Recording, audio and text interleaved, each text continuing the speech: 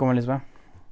Una vez más, extendiéndoles un saludo afectuoso, un saludo eh, de paz, de amor, y que el Señor pueda seguir bendiciendo sus vidas, sus familias, sus actividades y sobre todo que nuestro Dios continúe con su fidelidad a cada uno de sus hogares, de sus vidas, de las actividades que tenemos como familias, como personas.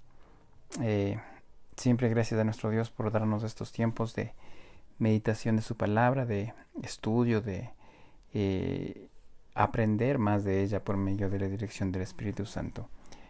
Permitamos que todo lo que el Señor nos quiere enseñar, nos quiere hablar, lo podamos aplicar y lo más importante es que nosotros también podamos validar cada palabra que se diga en este video. No necesariamente que lo que se exprese aquí uno lo cree al 100%, sino que se tiene que ir a la palabra del Señor para comprobar, corroborar que eso está allí y que, insisto en esto, el Espíritu Santo sea aquel que dirija a cada persona para el correcto desempeño en la interpretación bíblica.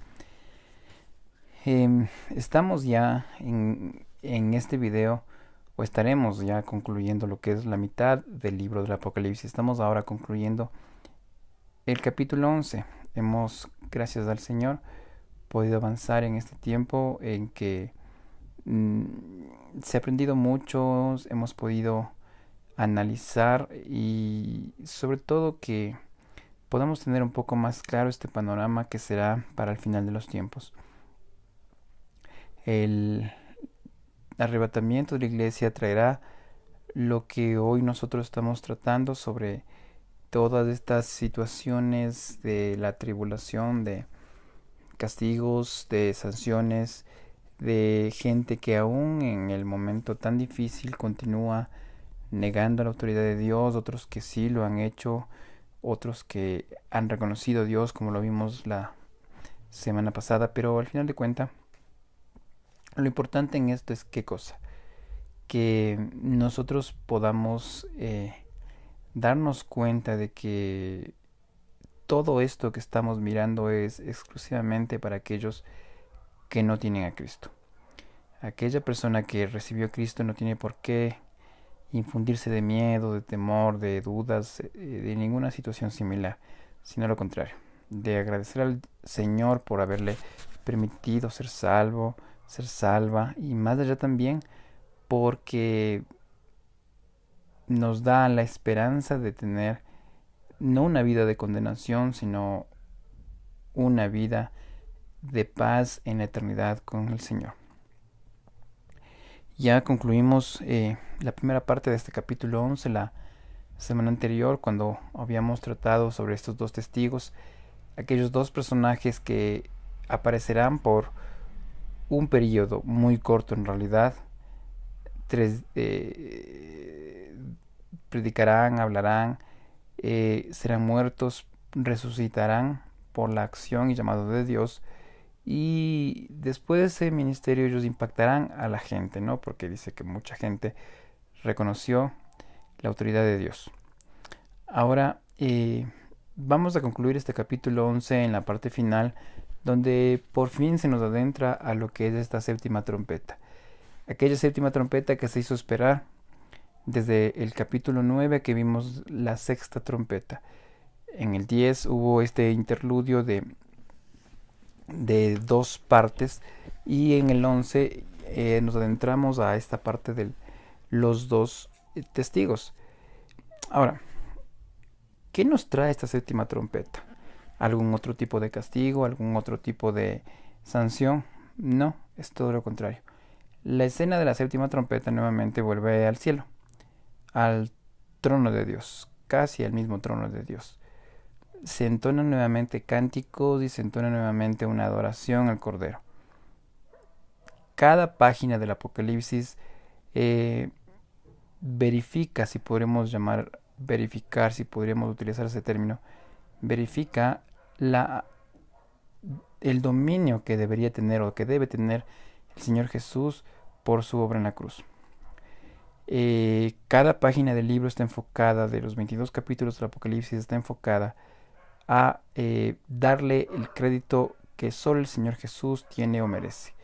Nadie más que Él tiene esa autoridad, y Él, al vencer al pecado en la cruz, se hizo acreedor, si podemos llamarle de esa forma, se hizo acreedor a tener ese nombre, como dice Filipenses, ese nombre, sobre todo nombre, que es aquel que debe recibir toda la adoración. Así que enfoquémonos en el capítulo 11, vamos a ver desde el versículo 15 al final. Nos dice aquí el versículo 15: el séptimo ángel tocó la trompeta, y hubo grandes voces en el cielo que decían: los reinos del mundo han venido a ser de nuestro Señor y de su Cristo, y Él reinará por los siglos de los siglos. Repito una vez más. La escena nuevamente, como está claro este versículo 15, vuelve al cielo. Dice que aquí asoma el séptimo ángel para tocar esa séptima trompeta. ¿Qué hubo en el cielo? Dice, hubo grandes voces que decían: los reinos del mundo han venido a ser de nuestro Señor y de su Cristo, y Él reinará por los siglos de los siglos. Notemos esta frase, porque a ver, el tiempo aún no se ha terminado. Miren, estamos en el capítulo 11 del Apocalipsis, como les decía, estamos en la mitad de este libro. Falta aún otros 11 capítulos más, si lo háramos en un periodo de tiempo que quisiéramos fijarle por capítulos. Pero a ver, asoman los ángeles en el cielo y empiezan a decir: los reinos, todo lo que existe, han venido a ser de nuestro Señor. Él reinará por los siglos de los siglos. Es como cuando, no sé, pongo un ejemplo. Estamos viendo un partido de fútbol, ¿no? Y resulta que un equipo le está ganando 3-0 al otro equipo. Faltan 10 minutos. ¿Qué es lo que se dice comúnmente? Nah, este ya está acabado ya. Ya ganó este equipo, ya no hay chance de que el otro le iguale ni peor le remonte el marcador. Es como que una victoria anticipada. O, no sé, un juego de video da lo mismo, ¿no? O sea, en cualquier tipo de juego, qué sé yo, en el PlayStation, y resulta que alguien le está dando una paliza al otro. Y decimos: no, ya está, ya te gané. Y aun cuando no terminó el juego. La historia de la humanidad, miren que se le detalla de esa forma. Aún no está el final de finales, aún no está el juicio final, aún no se ha decretado la condenación a aquellos que se irán al infierno, y ni la salvación, o más bien, ni la entrada al cielo a aquellos que se salvarán. Pero ya aquí asoma un ángel que empieza a cantar como anticipadamente un triunfo. Dice, a pesar de que no se ha acabado todo, a pesar de que no se ha llegado al final de la historia, pero dice el ángel, el reino le pertenece solamente a uno, a Jesús. Repitamos ese versículo, dice: los reinos del mundo han venido a ser de nuestro Señor y de su Cristo. Él reinará por los siglos de los siglos. Los reinos, todos, dice, han venido a ser del Señor y de su Cristo. Nadie, como lo he venido haciendo en el énfasis en estos videos, nadie tiene mayor autoridad que el Dios Todopoderoso y que Jesús, quien entregó su vida por nuestros pecados. Nadie más. Entonces, por obvias razones, aun cuando la historia no haya terminado, todo el reino, todas las cosas son de Jesús. Hoy, en el tiempo que vivimos en este año 2020, en el siglo XXI, aun cuando no sé cuánto tiempo faltará para que se acabe el mundo entero, podré decir yo aquí con toda la certeza que la autoridad y el reino es únicamente de Dios y del Señor Jesús. Y quien cree en Jesús, en cualquier época de la historia que haya creído en Jesús, así haya sido en el primer siglo, en el año 200, en el año 800, etc., cualquier hijo de Dios sabe perfectamente que la autoridad plena y completa la tiene el Señor Jesús. Y dice aquí al final, ¿no?, que Él reinará por los siglos de los siglos. Aquí nos habla en un tiempo para adelante, ¿no? Dice, miren, los verbos son interesantes, ¿no? Los reinos han venido, es decir, ya son de nuestro Señor, y reinará por los siglos de los siglos. O sea, más claro, no hay otro que tenga ese poder y esa autoridad. Solamente Él. Versículo 16. Los 24 ancianos que estaban sentados delante de Dios en sus tronos se postraron sobre sus tronos y adoraron a Dios. Vuelve nuevamente a aparecer esta escena de los 24 ancianos. Recordemos que ellos tuvieron, como decir, esa época plena de adoración allá por el capítulo 4 y capítulo 5, cuando adoraron a Dios Padre y adoraron a Jesús. vuelve después de varios capítulos a asomar esta escena de los 24 ancianos. Recordemos que los 24 ancianos es o era o será una representación de los redimidos, es decir, de los salvos, de aquellos salvos que estemos o los que tengamos a Cristo y estemos de ese momento participando allí en la presencia del trono de Dios. Entonces ellos asoman, pero si nosotros siempre notamos cuando los 24 ancianos asoman, asoman para una razón, una única y exclusiva razón, que es la adoración al Cordero. Y es el 16. Los 24 ancianos que estaban sentados delante de Dios en sus tronos se postraron sobre sus rostros y adoraron a Dios. ¿Y qué es lo que dijeron? Versículo 17. Diciendo: Te damos gracias, Señor Dios Todopoderoso, el que eres, el que eras y el que ha de venir, porque has tomado tu gran poder y has reinado. Se repite nuevamente esa frase del capítulo 4 y 5. Cuando apareció el Cordero que aperturó ese rollo que tenían los 7 primeros sellos, ellos dijeron esto exactamente, ¿no? Volvamos a leer el versículo 17. Te damos gracias, Señor Dios Todopoderoso, el que eres, el que eras y el que ha de venir, porque has tomado tu gran poder y has reinado. El que eres, el que eras y el que ha de venir. ¿Qué significa este triple punto, llamémoslo así, de tiempo? El que eres, presente. El que eras, pasado. Y el que ha de venir, futuro. Es decir, Jesús, el Dios Todopoderoso, gobierna la escena por completo del tiempo y el espacio. Él ha sido antes, Él es hoy y Él será por la eternidad. Así como lo dice el libro de Hebreos en el capítulo 13, versículo 8, ¿no? Jesucristo es el mismo ayer y hoy y por los siglos. Jesús es eterno, porque como lo dice Pablo, todas las cosas por Él fueron hechas, y sin Él nada de lo que ha sido hecho fue hecho. Entonces miren, esta expresión verbal de tiempo incluye que Jesús tiene esa autoridad sobre todas las edades. No es que Jesús, como algunos han dicho erróneamente, Jesús apareció en el nacimiento y a partir de allí empezó su vida. No es así. Jesús es el mismo Dios eterno que ha tenido y tiene y tendrá esa autoridad sobre todo. Él no tiene tiempo, Él es el tiempo. Isaías lo dice, ¿no? Que Él habita la eternidad, es decir, copa por completo todo lo que existe. Esa es la autoridad de Él. Dice además este versículo 17, no te damos gracias, Señor Dios Todopoderoso, el que eras, el que eras, el que eres, el que eras y el que ha de venir, porque has tomado tu gran poder y has reinado. Has tomado tu gran poder. No dice tomarás tu gran poder, dice has tomado, es decir, ya fue una acción ejecutada. ¿Cómo, cuándo y dónde y por qué? Claramente sabemos que el poder y la autoridad de Jesús la obtuvo en la cruz del Calvario. Cuando allí Él, al entregar su vida, porque aclaremos, no, Jesús no es que murió en la cruz, Jesús entregó su vida, como él mismo lo dijo, entregó su vida por los pecadores y Él tomó todo el poder. Por eso cuando ascendió a los cielos dijo, toda potestad tengo en el cielo y en la tierra. Nadie, absolutamente nadie, ni de cerca ha expresado palabras similares. Solamente Jesús, por esa autoridad de Dios, dijo que tiene todo el poder sobre cielo y tierra. Entonces allí en la cruz, cuando Jesús dijo, consumado es, definió toda nuestra salvación y definió todo ese proceso de vencer a Satanás. Entonces dice aquí claramente este versículo 17, has tomado tu gran poder y has reinado. También aclaremos esta parte gramatical, no dice y reinarás, dice has reinado.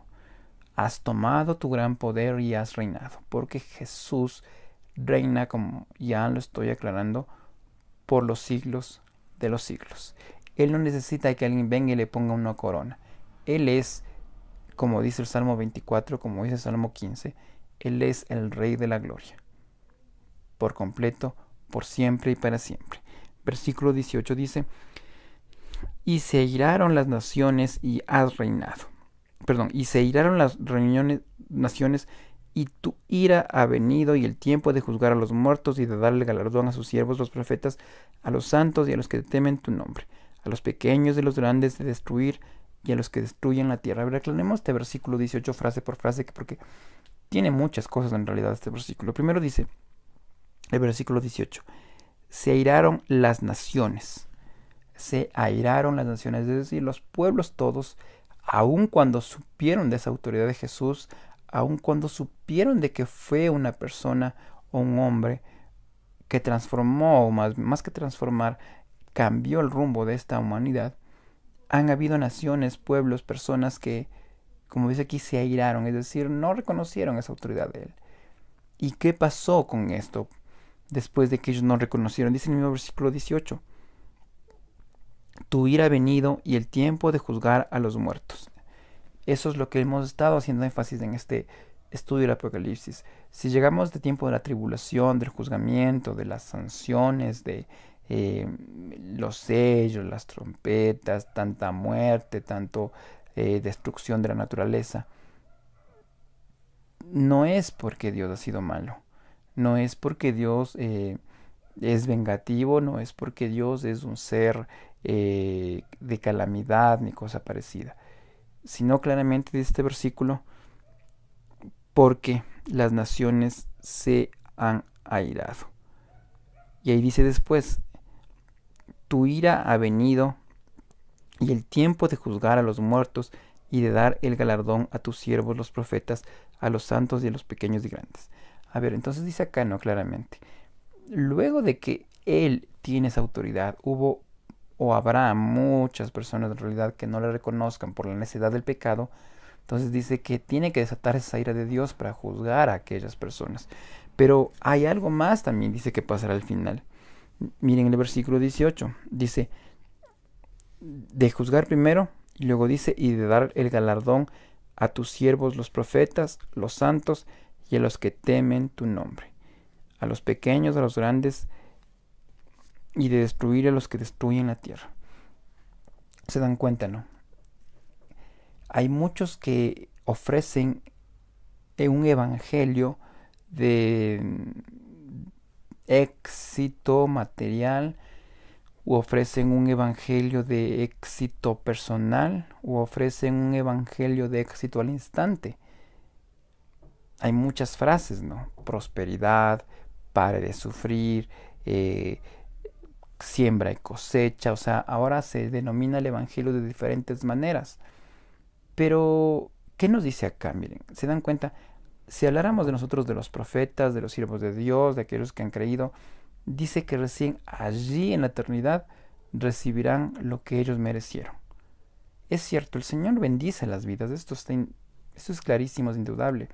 El Señor nos bendice constantemente. Solamente el hecho de que yo esté ahora respirando es bendición de Dios, pues, porque me está dando la vida. El hecho de que yo esté ahorita hablando y transmitiendo las palabras que expresa mi cerebro y le transmite a mi boca, eso es bendición de Dios. El hecho de que hoy comí, me vestí, es bendición de Dios. Pero a ver, el premio que uno merecerá o merece por la obra que ha realizado en el caminar cristiano, muchos de ellas, o casi en la totalidad, serán allá en la eternidad. Y aquí dice claramente, ¿no? De dar el galardón a quienes, a tus siervos los profetas, a los santos y a los que temen tu nombre. A todos. Así que si cualquiera de ustedes piensa que aquí uno tiene que, si es cristiano o si es hijo de Dios, es de Cristo, que por poco el mundo se transforme como una hada madrina, ¿no? Que como es en los cuentos de esos de las fantasías, está en un ratito todo negro, como un valle tenebroso, y de pronto asoma todo color de rosa y todo lindo y todo hermoso. Es cierto, repito una vez más, que Dios nunca dejará de bendecir a su pueblo y a sus hijos, pero las recompensas estamos viendo que serán allá en la eternidad. Y algo más añade que el versículo dice, a los pequeños y los grandes, y de destruir a los que destruyen la tierra.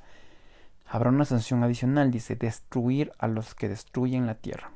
No es aquí que está hablando quizás de los personas que no son recicladoras o no sean ecológicas. no habla de ese tipo de destrucción. No es que yo boté un papel en la calle o incendié un bosque y Dios me va a juzgar por eso acá en la eternidad. O sea, eso es diferente. Acá habla de aquellas personas, cuando se refiere a destruir la tierra, se refiere a aquellas personas que insertaron el pecado en la humanidad. Esas personas que se sintieron contentas, satisfechas de pecar y de seguir pecando y de hacer pecar al resto. A esa destrucción habla aquí. Porque más allá de destruir un bosque, un árbol, un lago, no ser una persona ecológica, etcétera, más allá de eso, la mayor destrucción que puede tener la humanidad es el pecado. Y si yo estoy proponiendo el pecado, si yo soy propenso a pecar constantemente y más allá me siento satisfecho con eso y mucho más allá, influencio a otros o transmito a otros el pecado que yo tengo o que realizo y soy como que portador de pecado, esa es una persona que ha destruido la humanidad. Porque más allá de virus, más allá de enfermedades, más allá de eh, cualquier cosa que ha dañado nuestra salud, nuestro cuerpo, nuestra vida, nuestra humanidad, es el pecado. Más allá que cualquier cosa, es el pecado. Y está clarísimo que eso es lo que aquí se juzgará. Por eso dice aquí el versículo final, no, destruir a los que destruyen la tierra. Hay mucha gente que hoy en día y quizás en el transcurrir de las épocas se han jactado en decir cosas contra Dios, contra Jesús, contra la palabra del Señor y han influenciado con filosofías, con teorías, con doctrinas a muchas miles de personas, millones de personas y han llevado a la perdición por una mala enseñanza, por una mala interpretación inclusive de la Biblia, a perderse a muchas personas. Estas personas han destruido la tierra porque no han transmitido un mensaje correcto u otras, como les decía, han dañado en realidad la palabra de Dios. Esas personas en realidad son las que han destruido la tierra. A estas personas juzgará el Señor. Por eso, mire, nosotros debemos ser sabios con la palabra del Señor. No podemos menospreciarla o manipularla. Debemos ser sabios con nuestra vida, de saber cómo la tratamos a nuestro cuerpo, a nuestro interior, a nuestro exterior, lo que nosotros fomentamos de los demás, qué ejemplo estamos dando a los demás, porque eso también juzgará a Dios. Si yo me decía ser cristiano, pero fui influencia negativa para muchos y muchos se alejaron de mí por mi mal testimonio, eso también es destruir la tierra. Eso también es alejar a una persona de la doctrina correcta. Quizás yo fui la única manera en que esa persona pudo haber encontrado al Señor y resulta que yo le influencié para mal. Eso juzgará el Señor. Pero ¿cómo concluye este capítulo 19? El capítulo 11 en el versículo 19 dice: el templo de Dios fue abierto en el cielo y el arca del pacto se veía en el templo. Este versículo es muy interesante, esta primera parte, porque dice, el templo de Dios fue abierto en el cielo y el arca del pacto se veía en el templo. Muchos dicen, o más que muchos decir, la historia, tanto universal como la historia cristiana, han validado de que luego de que Judá, el reino de Judá fue llevado cautivo por Babilonia, eh, al ser destruido el templo y al regresar nuevamente Judá a su territorio después de 70 años de cautiverio, dicen todos que el arca del pacto se destruyó, se deshizo, se perdió. No saben dónde está. Hay unos que dicen que está por el extremo oriente, que está en no sé dónde, que está por acá, que está por allá. Otros dicen que no existe. Pero estamos viendo aquí en la palabra de Dios que el arca del pacto está allí. Esta famosa arca donde se demostraba en el tiempo de los judíos de la ley, se demostraba la presencia de Dios. Acá dice un templo en el cielo que se abrirá y ahí estará el arca del pacto. La diferencia está en que aquí no será un arca del pacto física como tenían ellos, de madera de acacia, de barras de oro, tenían en la parte interior las tablas de la ley, tenían ahí la vara de Aarón y tenían ahí los ejemplares del maná. No será eso, porque Jesús, recordemos, cuando murió en la cruz, deshizo eso espiritualmente hablando, abrió el velo del templo, se abrió el velo del templo cuando Él entregó su vida. Y allí cambió la historia, porque no necesitamos un lugar físico, sino que tenemos la salvación por medio de Jesús y el acceso directo al trono del Padre. Entonces, esto representaría a la presencia misma de Dios con Jesús. Él es la verdadera arca del pacto. Ya no necesitamos ningún lugar visible para adorar, porque ahí está la misma presencia de Dios y del Señor Jesús. Pero ¿cómo concluye acá, no? Que hubo relámpagos, voces, truenos, un terremoto y grande granizo. Concluye esta parte de esa forma. Luego de esta adoración, luego de la presencia de Dios allí, luego de revelarse lo que pasaría al final de la historia, luego de esa declaración de soberanía de Dios, de declaración de soberanía de Jesús, hubo, dice, fenómenos naturales que concluyeron esta parte. Lo importante es que nosotros empecemos a analizar que aunque se niegue, se haga de menos la autoridad de Dios, de Jesús, estamos hablando de el centro de la historia. Jesús ha dominado por completo la escena de la historia y nosotros tenemos el privilegio de poderle conocer a Él. Lo que nos compete ahora es rendirnos por completo a su autoridad. Concluimos, insisto, la primera parte de este libro, la mitad del Apocalipsis.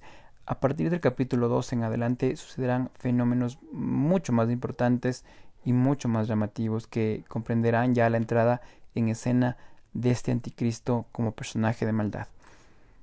Ahora nos queda a nosotros tratar de poder leer la palabra de Dios a diario, tratar de estudiarla, porque este tiempo, estos videos no son solamente para que queden colgados en la internet, sino son para mirarlos y estudiarlos, no porque una persona lo esté subiendo y se crea que esta persona sabe mucho, no es así, es todo lo contrario, es porque el mismo Espíritu Santo lo ha planificado, lo ha establecido y lo ha hecho.